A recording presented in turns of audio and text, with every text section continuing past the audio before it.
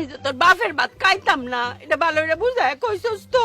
কালি বুঝানি না মা, তারে সিদ্ধান্ত দিয়ে আইছি এবং বেড়া সেটা মানছে। এমনি মেনে লিছে মানুষের মানুষ সে থ্রেট করছি মাইনা লোন লাগবো নাইলে বাইরাল বাম আমার মা রে লাগলে বিধবা বানায়াম তো সিদ্ধান্ত মাইনা লিখিব মেনে লিছে না কি সিদ্ধান্ত কস না করে?